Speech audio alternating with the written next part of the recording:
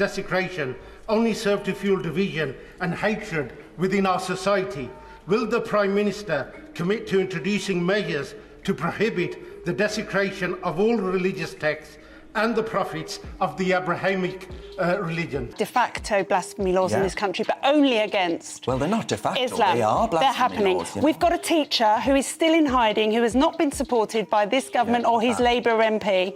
Awful, and I think should be condemned across the House. We are, as I said before, Mr. Speaker, committed to tackling all forms of hatred and division, including, of course, Islamophobia in all of its forms. Have you ever seen British politics take a turn so shocking it leaves everyone speechless? The Labour Party has made a jaw-dropping U-turn after Keir Starmer fumbled the Islam law ban controversy, leaving critics and supporters alike reeling. What sparked this dramatic shift? And what does it mean for the party's future? Let's break it all down. Keir Starmer should have said to that suggestion, which should be an affront to anyone who cares about freedom: we live in a Western liberal democracy, the greatest Western liberal democracy that the world has seen. In a Western liberal democracy, you are free to criticise, you're free to challenge, you're free to question any religion or ideology. Hey, quick favour before we move on. If you find this political content interesting, go ahead and like the video and subscribe to the channel. Most of you watch without subscribing and it's free, but it helps us out so much. Have you done it yet? Thanks a ton for the support. Now let's get back to the video. Arrived this week in Parliament, in the greatest parliament that Western liberal democracy has ever seen. Tahir Ali, a Labour MP, effectively called for blasphemy laws in the United Kingdom. How they're taken different forms. We're in the 21st century, an era marked by technological progress and liberal ideals. Yet debates about blasphemy laws, something most would consider outdated, have returned to the forefront. This controversy was sparked by Labour MP Tahir Ali during a parliamentary session. Ali urged the Prime Minister to consider prohibiting the desecration of religious texts, invoking a United Nations Human Rights Council resolution condemning such acts. Despite opposition from the previous government, acts of such mindless desecration only serve to fuel division and hatred within our society. Will the Prime Minister commit to introducing measures to prohibit the desecration of all religious texts and the prophets of the Abrahamic religions? For a nation like the UK, which prides itself on free speech and tolerance, this suggestion was bound to provoke strong reactions. Critics were quick to label Ali's appeal as a veiled call for blasphemy laws, a notion many believed had been consigned to history. As I said before, Mr. Speaker, committed to tackling all forms of hatred and division, including, of course, Islamophobia in all of its forms. Thank you. Come on, Prime Minister, a mealy-mouthed reply if I saw one. Why is the PM treading on eggshells over an issue that should be clear as day? I also wonder whether Sir Keir has as much concern about offending religions than he does about the poor Batley schoolteacher who's still in hiding from an Islamic mob who want to deal with him. Keir Starmer, leader of the Labour Party, found himself at the centre of this debate after his vague response in Parliament failed to clarify his stance. Rather than outright rejecting the idea of blasphemy laws, Starmer offered a cautious condemnation of desecration, leaving the issue wide open for interpretation. It was revealed yesterday that a French schoolteacher across the channel was beheaded following rumours he showed his class caricatures of the Prophet Muhammad, and he actually never did such a thing. Another pupil lied about it, and he paid with his life. So forgive me for thinking the last thing we need in this country is more religious and racial division. His ambiguous reply came across as indecisive, frustrating both advocates of free speech and those calling for stronger protections against religious offence. This attempt to walk a fine line resulted in criticism from all sides, painting Starmer as a leader unwilling to take a definitive stand on a fundamental issue. Standing in the House of Commons calling for the return of almost medieval laws around blasphemy. OK, he's using the modern language of Islamophobia and hatred, but what he's really talking about is saying that people who desecrate the Quran, people who insult the religion of Islam, should be punished by the law. Starmer's hesitancy fueled widespread criticism, with many accusing him of prioritising political expediency over principle. In a nation that has long celebrated freedom of expression, his inability to categorically reject blasphemy laws seemed out of step with British values. Absolutely extraordinary. And for Keir Starmer, he only needed to say one word, and that word was no. Yeah. The fact that he couldn't use that word is really, really chilling and alarming. Yeah. Someone who is the Prime Minister of the United Kingdom in the 21st century ought to be aware that we do not want blasphemy laws, that no religion should be above criticism. For instance, critics pointed to the Batley schoolteacher who remains in hiding after an Islamic mob targeted him for allegedly showing a cartoon of the Prophet Muhammad, a reminder of the real-world consequences of stifling free speech. This incident highlighted the dangers of granting undue power to religious sensitivities, further amplifying calls for Starmer to clarify his position. Absolutely extraordinary. And for Keir Starmer, he only needed to say one word, and that word was no. Yeah. The fact that he couldn't use that word is really, really chilling and alarming. Yeah. Someone who is the Prime Minister of the United Kingdom in the 21st century ought to be aware that we do not want blasphemy laws, that no religion should be above criticism. The UK has a storied history of upholding free speech, from the satirical works of Monty Python to public debates challenging authority. Blasphemy laws, once part of this history, were abolished in 2008, a move celebrated as a victory for modern democracy. For Anton Deck to mock Christianity on I'm a Celebrity all week, but a red line is drawn for other religions.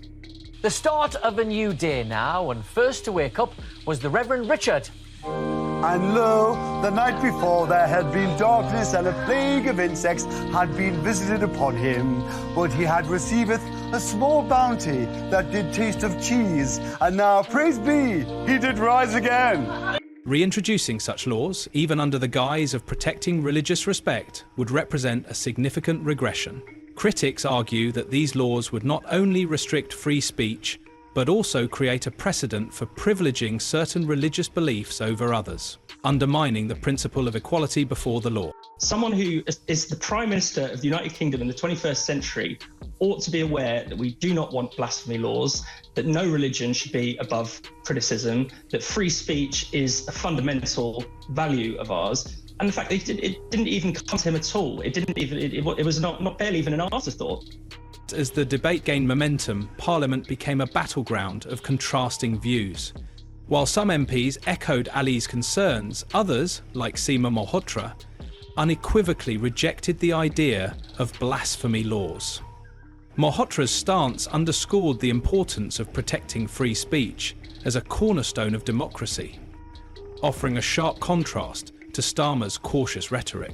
Keir Starmer is known for not answering a question, and he's certainly not going to answer one that possibly might offend 3 million of his potential voters. He's clever like that. He diverts from the truth. Outside Parliament, the public reaction was equally divided. Free speech advocates decried any suggestion of reintroducing blasphemy laws as an attack on fundamental rights, while some religious groups supported stronger protections against perceived insults to their beliefs. That Labour is going down this route of wanting to restrict so-called Islamophobia. Now, you know, everyone is opposed to racism against Muslims, and if you see it and hear it, you should call it out and you should challenge it. But when this actually was a very clear illustration of what is meant by Islamophobia, it means Islamic blasphemy laws. Amid mounting criticism, the Labour Party made an abrupt U-turn, with Starmer attempting to clarify his position. However, this reversal only deepened the controversy.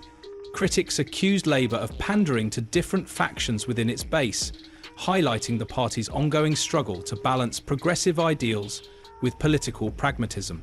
Yeah. Someone who is the Prime Minister of the United Kingdom in the 21st century ought to be aware that we do not want blasphemy laws, that no religion should be above criticism, that free speech is a fundamental value of ours. And the fact that it didn't even come to him at all. It was not barely even an afterthought. This U-turn served as a microcosm of Labour's broader identity crisis under Starmer. The party's attempt to appeal to both progressive and conservative voters has often left it appearing inconsistent and directionless. This whole non-crime hate incident and all that, you know, it's a very sort of slippery slope, it seems to me, that we appear to be on right now. That's absolutely right. I mean, there are all kinds of laws that do already restrict what we can say. And there's, as you say, there's the informal kind of blasphemy codes with people walking on eggshells around any discussion about Islam's or involving. At the heart of this controversy lies a deeper societal debate. How should a modern, multicultural democracy balance freedom of expression with respect for diverse beliefs? While the desecration of religious texts is undoubtedly offensive to many, critics of blasphemy laws argue that enshrining such prohibitions in law would undermine democratic freedoms. To criticise the perpetrator. Yeah.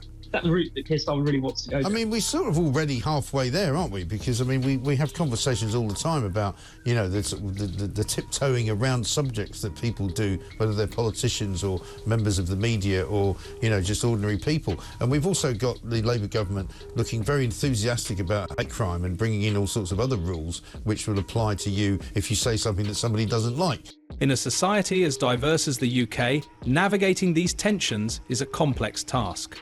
Leaders must find ways to uphold core democratic principles while fostering unity among communities with differing values. Starmer's handling of this issue highlights the challenges of striking this balance, particularly in an era of heightened political and cultural polarisation. His controversy offers valuable lessons for political leaders. Starmer's cautious approach, likely aimed at avoiding alienating key constituencies, ultimately backfired, alienating nearly everyone instead. His hesitation underscored the importance of decisiveness and clarity in navigating complex issues. Yes, Starmer's leadership has been under scrutiny for some time, and this controversy added fuel to the fire. His inability to provide a decisive stance on blasphemy laws exposed a leadership style often criticised as cautious and overly calculated. Critics argued that his response reflected a broader pattern of indecision, which has hindered Labour's ability to project itself as a strong alternative to the current government. For many, Starmer's reluctance to reject blasphemy laws outright suggested he was attempting to appease multiple factions within the Labour Party. This approach, however, backfired as it alienated both advocates of free speech and those demanding stricter protections for religious groups. The result was a perception of weakness and a lack of clarity, further eroding confidence in his leadership. The Labour Party's internal struggles also came to the forefront. Divisions between progressive members championing free expression and others prioritising cultural sensitivity became evident. This internal conflict raises questions about Labour's ability to present a united front on critical issues, especially when faced with a general election. The media played a significant role in shaping public perception of this controversy. Headlines emphasising Starmer's hesitation and the potential implications of blasphemy laws sparked widespread debate on social media and in public forums.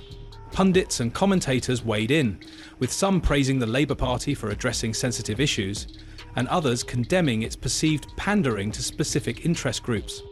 Moving forward, Labour must address these challenges head-on, whether by refining its messaging, fostering stronger internal cohesion, or articulating a clear vision for the future. The party has much work to do if it hopes to position itself as a credible alternative to the current government.